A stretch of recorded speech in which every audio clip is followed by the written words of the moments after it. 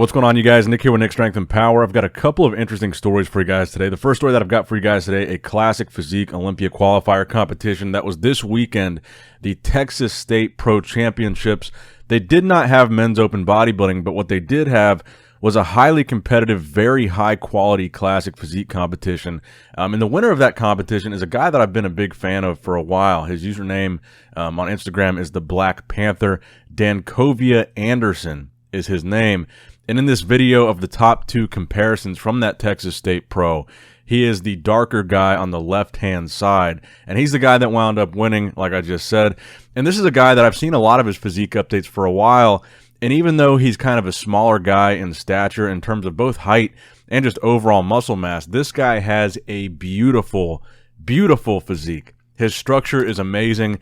His symmetry is like next level. He's just a very, very, very classic bodybuilder. And he's a guy that, like I said, you know, one of the beautiful things about classic physique is that size doesn't matter as much. It is important because at the end of the day, classic physique is still a form of bodybuilding, and bodybuilding at the end of the day is about how much muscle you have on your physique.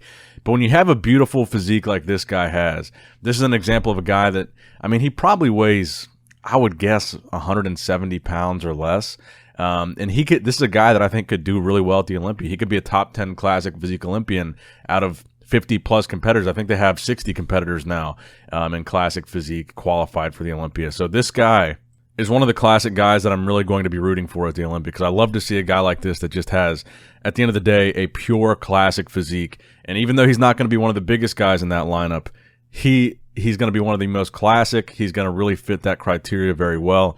And I think he could excel and do good, because even against this guy that's much taller than him and clearly much bigger than him, I think your eyes are just drawn to him more because he is so well proportioned. He is so balanced. He is so symmetrical.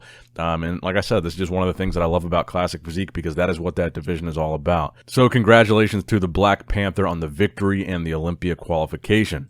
Now, next up in the news, we are just under 6 weeks out from the 2022 Mr. Olympia, so let's go over some more physique updates that we got today. The first being from Hassan Mostafa, one of the more impressive bodybuilders earlier on in the competitive qualifying season, winning multiple shows, including the Orlando Pro and the Puerto Rico Pro, really impressing a lot of people, bringing his most conditioned physique and best package, I think, to date in that earlier competitive season. He's a guy that's always been a bit of a mass monster. I think he's got some of the biggest arms in the IFBB right now. And I think that is something you can see, and something that is certainly evident in this update that he posted at 6 weeks out.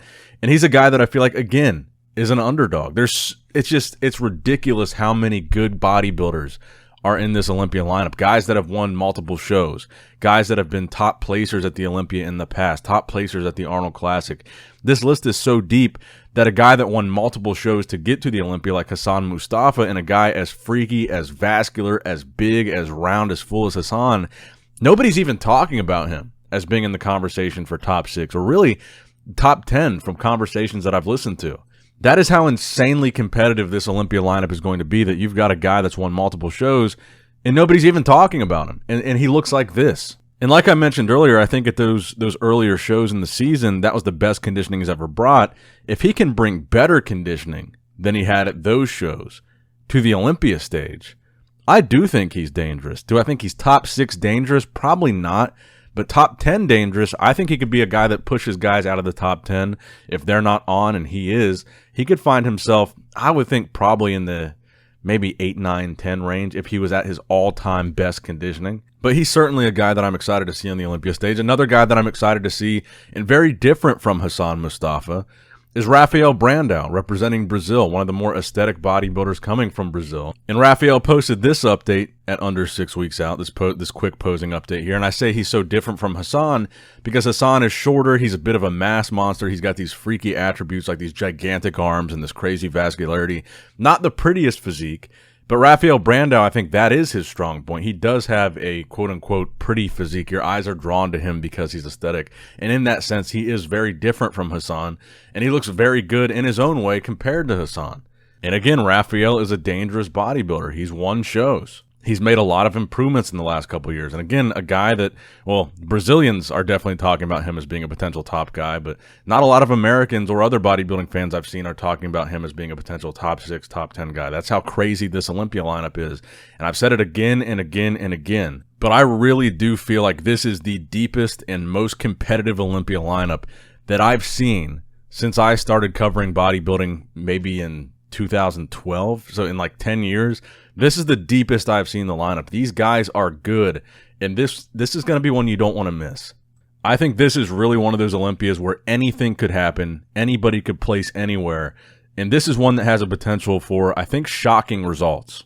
This is not an easily predictable Olympia. This is probably the hardest to predict Olympia I've seen in a very, very long time. Now, speaking of Brazilian bodybuilders that will be representing Brazil at the Olympia, Ramon Dino posting another brief physique update on his own story, showing off how impressive his conditioning and impressive his shape is 6 weeks out, under 6 weeks out, going into the Classic Physique Olympia.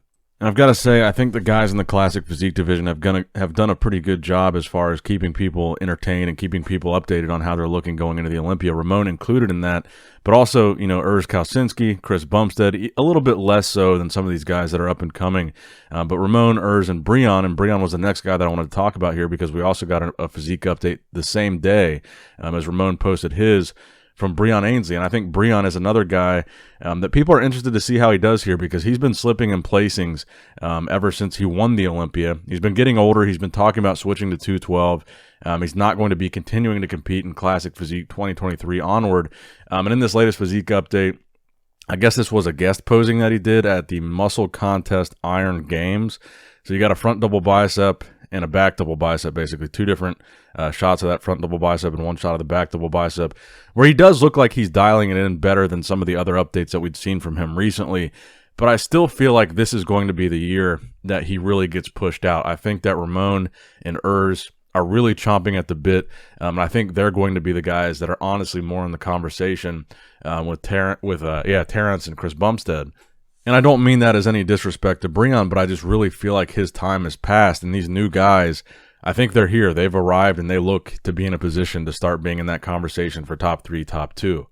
But let me know what you guys think in the comment section below. Where do you think Ramon will place, and where do you think Breon will place at the Olympia relative to Ramon? Do you think he'll place ahead of him or behind him? Will it change this year? And the final story that I've got for you guys today, we've got a physique update from Nick Walker at under 6 weeks out, showing off his midsection. Again, that has been something that I've always been impressed with Nick, is that even though he doesn't have the prettiest midsection, he doesn't have the smallest waist, he's done a very, very good job of controlling it and bringing it in, really good conditioning as far as really deep separated abs. And you can see in this update, his serratus and his intercostals are coming in, his midsection looks tight, his abs still look deep.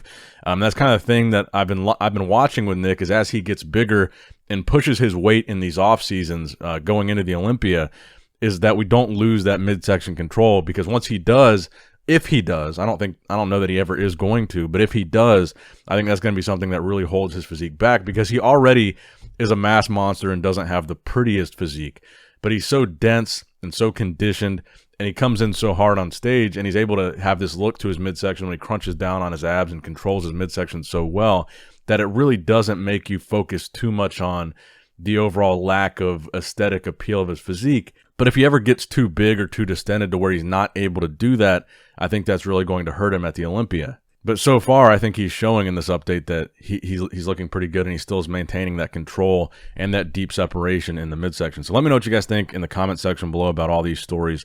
That's going to wrap it up for the video today, guys. I hope you did, in fact, enjoy it. Make sure you leave a like, a thumbs up on the video if you did enjoy it. Subscribe to the channel if you have not already, and click that bell notification icon to be notified every time I upload a main video. It will not notify you for the short. So if you only want to be updated for the main videos, make sure you click the bell. I love you guys. Appreciate you guys. Nick Strength and Power signing out. All right, guys, don't forget to click that like button and subscribe to this channel if you enjoy the content. Also, check out my Instagram at Nick Strength Power. my Facebook page, which is simply Nick Strength and Power, my secondary YouTube channel, Nick Strength and Vlogs, for vlogs and bonus content that you will not see on this channel, and consider subscribing to my third YouTube channel, Nick Strength and Pokemon, which is all things Pokemon and trading card games, completely unrelated to this channel. So if you're into that, give that one a look.